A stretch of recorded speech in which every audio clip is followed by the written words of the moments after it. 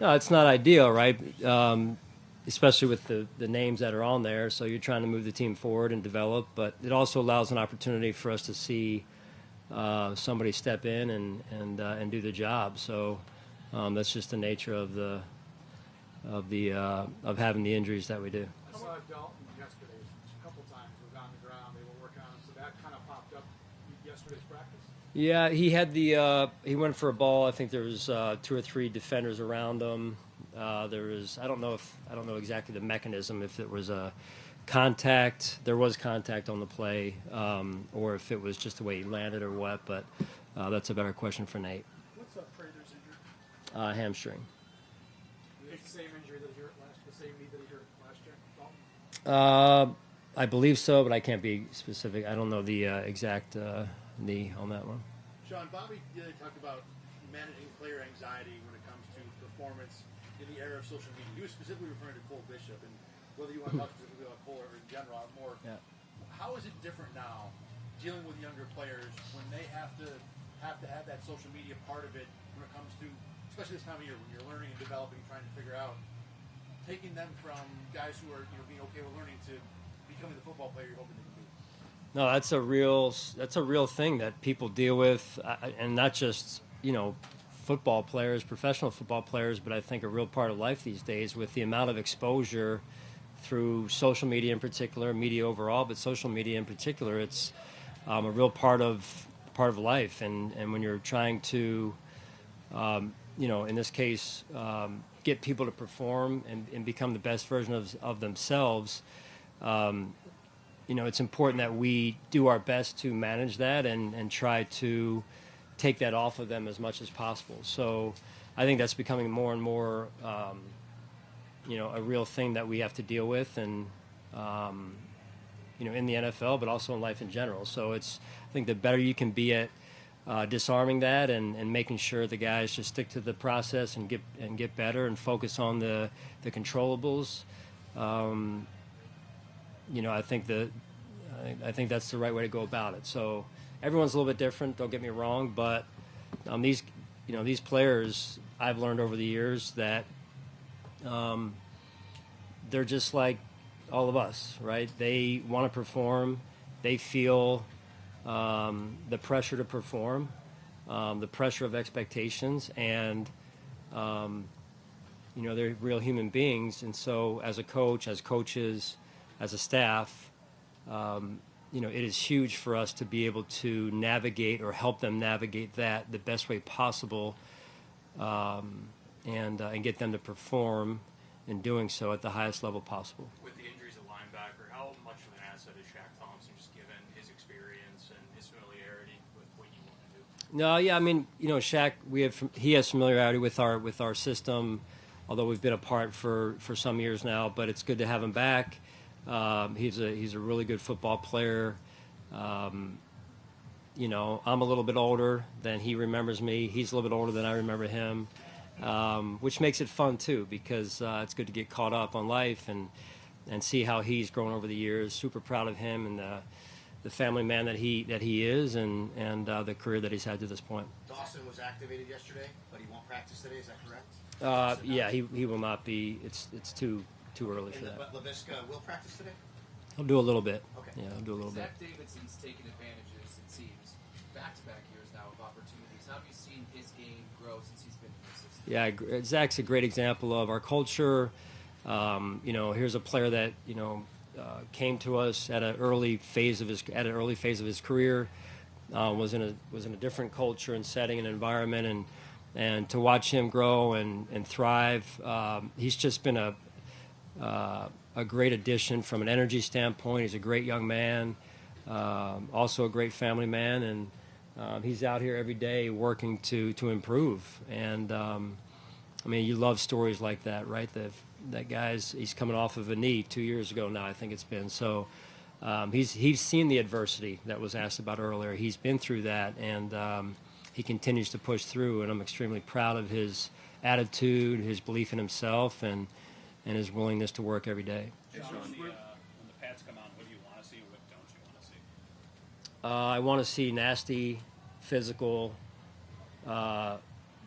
football, but I don't want to see a disrespect for a man's career and dirty football. That's not how we play in Buffalo. So we painted a pretty clear picture this morning of what that looks like for the new players in particular. So that nastiness that's got to be developed here. But it can't be at the expense of someone's career. So clean, but physical. Sean, to follow up on that, Friday Alec Anderson got into it with the teammates on Yeah. off.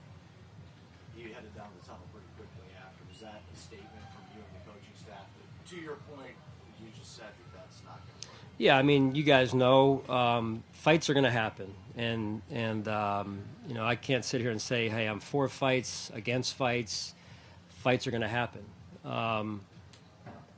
When you cheap shot someone, I have no respect for that, and so I thought that was a cheap shot, and so I sent him to the locker room, and I communicated clearly to him from a following up standpoint of why I did that. I believe in Alec. I love him. He's one of our, tone setters, which I love, but there is a line there, especially against your own teammates. Hey, Sean, was there a teaching moment for Maxwell Harrison yesterday with how he finished through the Shavers rep at the end of practice there? We've talked about this a little bit. A couple of the coaches and myself, Joe, yesterday afternoon. There's football, right? And you never want to see a player go down. Thankfully, Shaves is in pretty good shape, all things considered, with the way that looked. So I thought maybe we finished a step too long on the play. But listen, we can sit here and bitch and complain and put our hands up in the air and say, but we're competing, and that's football. And some things are going to come up, unfortunately, sometimes. That to me is almost a bang, maybe a step too long. But you start coaching that, and then the players pull off. So we're trying to get something done here. There are going to be some of those things that come up. Again, that's football. That is different than that situation that we just discussed over there. Before the injury, it seemed like Shavers was making a real push. What have you seen from him early on in the camp and even before? Yeah, no, that'll continue. He'll be back in a couple of days, I believe, and everything goes as planned. And he's a great young man. You guys know it. Probably one of the highlights last year that I remember was him taking that screen and going the distance, So, Shaves and I just caught up a little bit this morning after the team meeting, and he's in good spirits. He wants to be out there. I know he needs those reps. We want to see him. But, he's a hard guy to stop just in terms of his heart, his desire.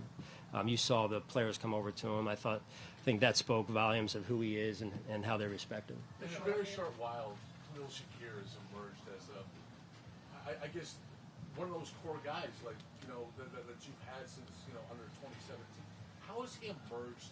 What have you seen him emerging into that leadership role and being, I guess, a part of that Bills culture now? Well, I think you saw when he was out last year, it was a game and a half, like really the second half of the first Ravens game. He was out there, but he really wasn't able to perform like he can, and I think you saw the impact on our offense and impact on our football team as a result. So, no, he's one of the guys. He's one of the main guys that can drive our football team and take it to another level. He seems underrated nationally. I'm not sure if he's on the radar. Yeah, I'm not really into the rankings. He's one in my book, so that's all that matters. Availability has been. Cam Lewis. He's been with you a long time. You got a lot of new guys in the secondary this year, and he seems to always be somewhere for you. When you think of Cam and what he's done for your team and what he could do, what do you think about it? I love the fact that he's a UB product, and here's a young man that much like some of the names you've already mentioned here this morning, comes from practice squad, kind of ping-ponging back and forth to the active, finally gets pushed up, and he earned that, and then he has created staying power because of his position flexibility. And every day that he's in the role that he's in, he gets more and more, he gets better and better at it, which is interesting because he's balancing sometimes not two, but three positions. Even if you look last year, he played dime, he played nickel, he played safety, albeit some of those in backup roles, but that's just as hard as anything because it means he's not getting the reps during the week, but then he's asked to perform on game day. So that's, I tip my cap to Cam and the way he's handled that. And years ago when we had the UB Pro Day or our local Pro Day when he was there, I mean, Lance Leipold, who was his coach, is like, hey, this is the guy. And then I walked around to different staff members and saying, hey, and everyone pointed to Cam. And it's been real. It's been true. So Availability has been a bit of an issue for Balin for the last couple of years. But when he's healthy, what does he bring for you? Yeah, you're talking linebackers, right? So linebackers, especially if you're not the starter, you're playing special teams, your core special teams players, and expected to contribute in that capacity. And Balin has that ability, as you said, and he knows this. We've talked about it. Is the availability is what's held him back at times. So he's very aware of that, and we're doing the best. Our medical staff's doing the best that we can to get him just in the right spot so that we can test that a little bit, but not too much, and then he can get on into the season here. With John Sullivan, have you seen another level of confidence in Would you say solid? Solomon? Yeah. A different level of confidence and really development as far as technique for the type of role that he can play in your defense? Yes, he's a second-year player, as you know, that I thought really had a good off-season. And some players come in, make an impact their first year, and then that second or that first summer or second summer, however you want to say it, they kind of, I got this. I know what this is. I've done the same thing going from junior high to high school to college. They kind of get comfortable, and Sally didn't do that. Sally had an impact on special teams a little bit there for us and had some reps on defense. And I thought his summer was really good, and that's paying off as you watch him out here already to camp this morning. Yeah, you're good. How do you feel Cole Bishop has handled what you've asked of him thus far? Done a good job. Yeah, he's done a good job. He's focused. T-Rap has done a really good job of basically, locking arms with him and keeping him not dialed in, but more like, safeties, as you guys know, with Mike and Jordan, they have to be in lockstep, right, along with the middle linebacker and the nickel position, because they are the quarterbacks of the defense. And Cole, in his second year, is asked to do that, which is a hefty responsibility, in addition to just playing his position. So, I mean, that leadership by those guys that have helped him has been instrumental in his development to this point. There's still a lot of room for work, though, just through reps, experience, seeing what he hasn't seen, last year being hurt some of the season. So, getting these reps, the longer he can stay out here, the better off he'll be. No, it's been solid so far. Just getting back into the flow of things, finding the rhythm again and getting back into the rhythm of our schedule and everybody kind of working together and becoming one unit. So far, so good. Not a lot of new faces on offense, but the wide receiver room, obviously, 2 new guys there. How's that been coming together? Yeah, it's great. E has been somebody that I've been leaning on tremendously. Just his mental game and taking care of himself mentally is at such a high level that that's been something that I've worked on for a while now. So just asking him questions on how he stays strong mentally. And, this game is 99% mental, so you got to have that right in order to go out there and perform physically. So I've been leaning on him heavy, and obviously he's a baller as well. And same with Palm. Bigger dude, baller as well, physical when he plays, great dude all around. So that whole receiver room every single year is just great dudes gelling together to go out there and make plays for each other. Solid season last year. How do you build on what you guys did? Yeah. I've always, obviously the goal is Super Bowl, so for us, the work starts now, and it's been started since OTAs and us working together. And obviously I think the off-season workouts, obviously we're on the field with each other and trying to figure out, our identity as an offense, but it's more of getting to know each other as well. That's why we come up here to St. John Fisher to be around each other, kind of get that college feel back of being in the dorms and being around each other, hanging out at lunch, all this type of stuff, with no distractions as well. So I think right now we're focusing on finding our identity, hanging out with each other, getting to know one another. I've always said the more you care for a person off the field and their family and them personally, the more it makes you want to work for them on the field. So Every athlete always wants to get better. What were the things that you wanted to get better Yeah, I would say first step quickness. Always trying to improve on that. Speed, just withholding speed for a certain amount of time and that quick burst, as well as separation, just finding new ways and new releases and like I said, just new ways to get open against man coverage. So definitely that's something that I worked on a lot this offseason with just running, trusting my speed and trusting myself to go out there, run away, separate, and make plays. When did you learn? I mean, there are times it seems like you should be on the ground, but your balance keeps you up to the end zone sometimes. Where did you learn that skill? Where you just have that supreme balance after you catch the football? I don't know if I've ever even really worked like a true balance drill. I played running back majority of my life, really up until my senior year of high school, or all of high school. I was kind of back and forth, running back, receiver, just kind of all over the place. And then even in college, those first couple of years, there was a package of me playing running back. So I think it's a running back trait just to, take in that contact and stay balanced. And I've been doing that my whole life. So it's just kind of transitioned pretty well over the past couple of years. So. Khalil, I missed the first couple of questions. Did you get asked about Keon at all? And kind of his growth? How have you seen him kind of mature going into year two? Yeah, he's definitely, I think he's taking that next big step for sure. He's willing to learn, he's willing to grow, he's willing to come in here and work and grind, So anytime he has any questions, he's not afraid to ask. And I think that's different for younger guys. Usually it's harder for them to, speak what's on their mind and say what's on their chest, and he does, and that's good. We want that because we don't want you to be thinking anything and holding that in when everyone else has all this information for you to get better. So he's definitely not scared to say anything. He's for sure showing up every single day. I mean, today a dude put on a show, so he's definitely willing to take that next step, and he's doing anything he can to do that. So I'm proud of him. Have you seen Elijah Moore and Josh Thomas sort of blending themselves into Yeah. what do you think they bring to this table? Yeah, they're great. I was saying earlier, E is probably the strongest person I know mentally, from a mental standpoint, his mental game, and he's helped me out a lot with that. We'll chop it up usually for like 15, 20 minutes after practice just to, hey, what's on your mind? What's going on? And then Palm as well is a bigger dude, physical dude. Always shows up ready. I mean, you got to tell him to slow down sometimes. He's just ready to go. So both those guys are ballers, and we're excited to have them. But they're even better dudes off the field as well. You could talk to them about anything. So that room is definitely gelling together.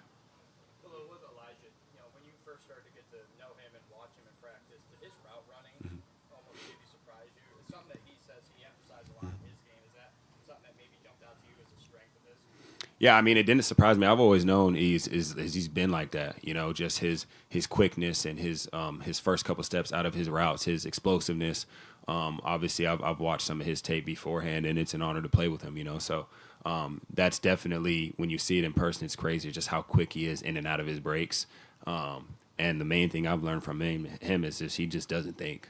He just goes out there and reacts. And I think that's such an underrated trait to have when you're not thinking of 1,000 things. How do I release here? How do I do this? How do I do that? Just going out there and playing ball and knowing that you got what it takes, and he's somebody that implements that every single day. So, yeah, I'm excited to play with him. Back to Keon, he had Friday, maybe a couple drops during practice. How do you, as a receiver, not let that day bleed into another practice?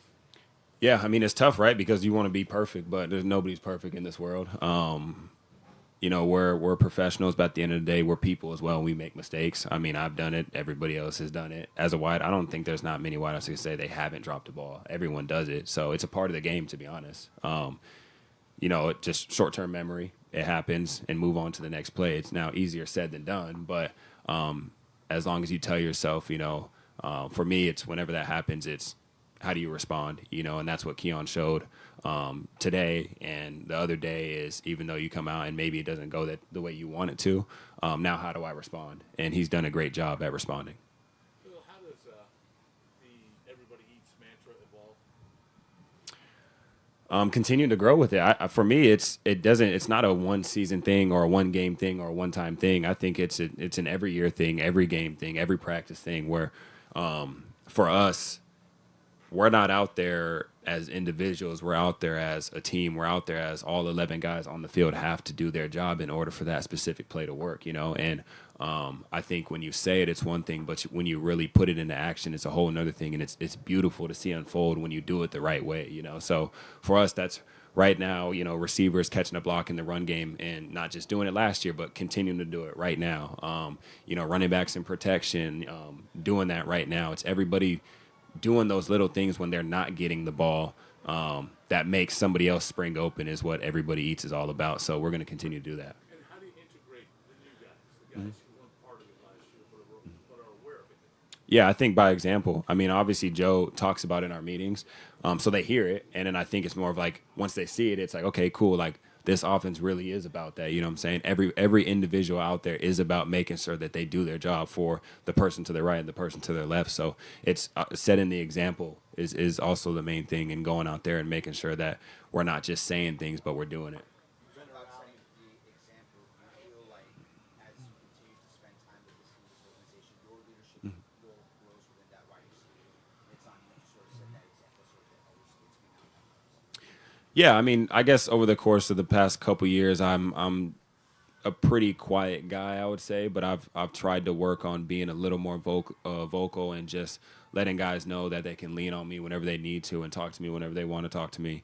But one thing for me is, if I'm not going to be vocal, I have to do setting the example, to the highest level. I have to show that, okay, like I was talking about receivers in this offense blocking the run game, so going out there every single day and doing that. So for me, it's always leaning on, being the example, but as well as letting guys know that they can come and chop it up whenever if they have any questions about the offense or whatever it is, and even off the field as well. I'm there for everyone. You've been around Joe and Josh now. You know what's expected. You know the system. What's it like watching new guys show up and having to start kind of ground zero? Yeah, I mean, a guy like Joe, I mean, I have nothing but the most love for Joe. I've always said my career took off once Joe took over, and he was somebody who just believes in me every single day. And I truly love him for that. And Josh as well. Both of those guys, like, they set the example by just putting a smile on their face and showing up to work every single day and ready to go. So I think when new guys get here and they see that, our OC and 17 come out here doing everything 100%, not slacking off, not, BSing around and all this type of stuff, right? Like, you see that as a new guy, and it's like, all right, these guys are doing that. Now I need to fall in line, So they set the most perfect example of how our offense is, but also as well as, having fun. It's, we play ball, we play football, and, on Sundays or whatever day it is during the week, but don't forget to have fun with it, and they let us know that as well. What do you think clicked with you and Joe?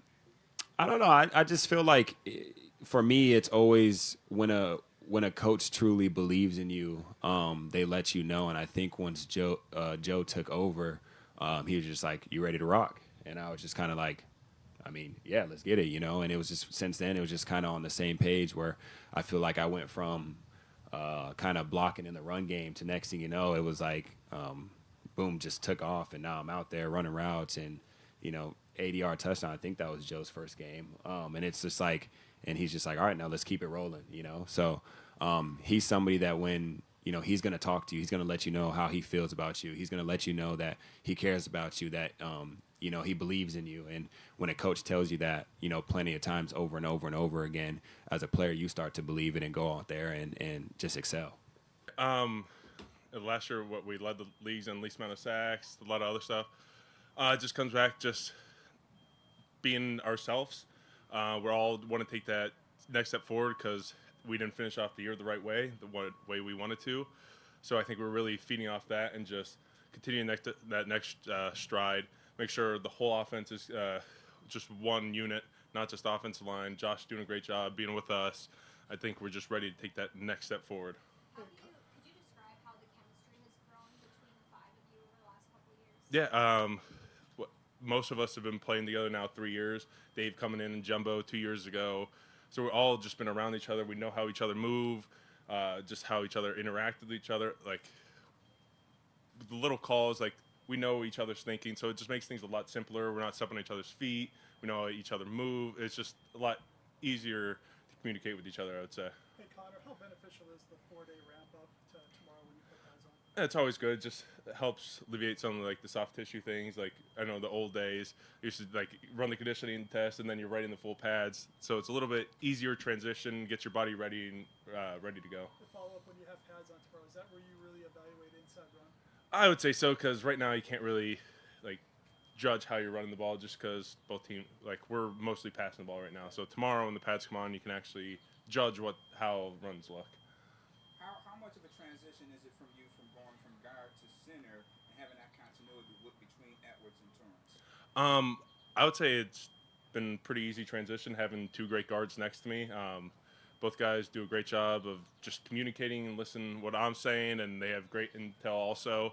And I would say last year it took a little bit to get used to each other, but by the start of the season we felt very comfortable. And then this year it's a whole nother level of comfort. What are some of the things that Coach Cromer has been making a point of emphasis in these first 4 days of training camp? I would say just a lot of it is just one, just getting back with the guys, and two is just helping the young guys because you never know. Like we've been blessed the past few years with injuries. Luckily, guys really haven't had to step up, but just making sure if their time's called, make sure the young guys are ready whenever they have to be called up. What did you learn your last year in Dallas, entering a contract year, that you can apply to your situation now? Yeah, and just go out and just live every day. Like you don't know what tomorrow's guaranteed, so just live it up today, and just every day you're putting on film. Would you like an extension before the season starts? Obviously, that would make things easier, but I have 1 year left, and that's all that really matters. So I'll deal with that at the end of the year. We mentioned a young guy, Torrance. Yeah. He stepped right in, like right out of college for a rookie. Is that almost amazing what he's been able to accomplish? Yeah, like we don't really see that much, especially on the offensive line. Usually takes a year or two to guys develop. He did a great job coming right in, listening to what Mitch, Spence, me, Dion were saying, and he just was able to just grow and learn. He kind of sat back, just took all the knowledge in, and just letting his play just develop. Like he's just a natural freak out there. So he came in with the just natural football smarts, but then we've been able to elevate his just football IQ overall, and he's flourished into a great player. Unfortunate that Spencer's been out, but how important is it for like Grable and Vandermark to get Yeah, I think it's huge. Like you saw last year the first time in I don't know how many years when offensive line went out and Vandy stepped right up. And I think that's just great right now to get Tylen used to that, Vandy again used to that, just getting in because the other four of us are so comfortable with each other, trying to get someone else on that level. Like they're not used to Josh's cadence, stuff like that. So little stuff that you don't realize off the field that makes such a difference, like our snap count, how we communicate with each other, just getting them used to that helps a lot. Connor, I know you had 1 year at center last year with Josh, but what are you and Josh working on right now during training? Just continuing the success we had last year. Like he's given me a lot more control, like with just in the run game, pass game, like a lot more comfortable just turn around talking to it. Like he's not as hands-on. He can let me take a little bit more control, and I think that just the comfort with each other is just taking the next step. Now we know passes, they come on officially tomorrow, but in the trenches so far, dealing with T.J. Sanders and obviously Deion Walker, how's it been just dealing with those guys? I think they're going to be great players. They're learning a lot. The thing I really like about them is they're not afraid to ask questions. They'll come up to me all the time, or just what I'm thinking, what I'm doing. Their willingness to learn is great, and that's what I greatly appreciate about them. And I know they're going to be great in the future. What is it about Josh that allows him to see control and do things like that? As to have control and to deal with how you dealt with him last year, Yeah. and then to do that. How does he continue to adapt his game? Frankly, just put it, he's Josh Allen. That's really the thing. Like he's just one of those natural born leaders, and he's just very comfortable in that role. And every year he grows off that. I think last year, with a lot of guys leaving, he really stood up, and that really tested his leadership, and he excelled at it, and he's just continuing to take that role now. And I'm kidding, but how is the MVP thing onto his head? You would not even know. Like you wouldn't know. He just got married, everything else. You would know. It's just the same Josh out there.